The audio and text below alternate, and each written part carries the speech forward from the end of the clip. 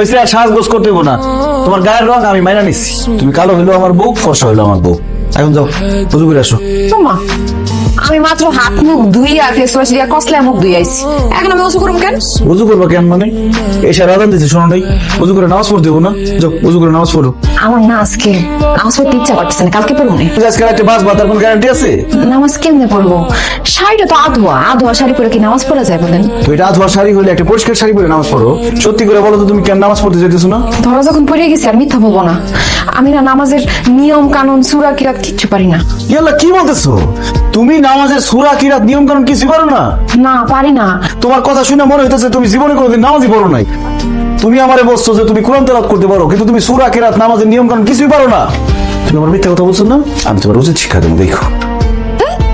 টেলিফোনে এটা আমি কারে বিয়ে করলাম? আমার বলা শিক্ষা দিব, শিক্ষা দিব না আমার। তখন তো এত সকালে আমার আপনি কই নিয়ে যাইতেছেন? চুপ করো তো, কোথায় যাইতেছি গেলে বুঝতে পারবা। আসো। আসসালামু আলাইকুম মোহাম্মদ সাহেব। কেমন আছো ওসমা? আলহামদুলিল্লাহ ভালো।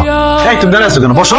ওমা এখানে বাচ্চারা আরবি পড়া শিখতেছে, না আমি বলকে ওদের সাথে বসে তুমি আরবি পড়া শিখবা। আমি কেন বাচ্চাগুলোকে বসে মুক্ত আরবি পড়া শিখুন? কারণ তুমি সূরা কিরাত নামাজের নিয়ম কানুন কিচ্ছু জানো না। এখন থেকে তুমি এই যে মৌলভী স্যারের কাছে বাচ্চাদের সাথে সূরা কিরাত নামাজের নিয়ম কানুন শিখবা। এই বয়সে আমি বাচ্চাদের সাথে বসে আরবি পড়া শিখতে পারবো না। আমি সৌদি থেকে উমরা হজ করে আসছি, আর আমার বউ কোরআন তেলাওয়াত পারে না। আমি মরার পর আল্লাহর কাছে কি জবাব দিব? শিক্ষার কোনো বয়স নাই। শেখার কোনো বয়স না থাকলে আপনি শিখেন, আমার কনকে।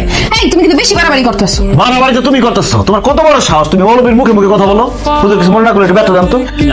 এখন যদি পড়তে না বসো এর সাথে এই ব্যাট দিয়ে বাইরে একদম সাপোর্ট করে বলতেছি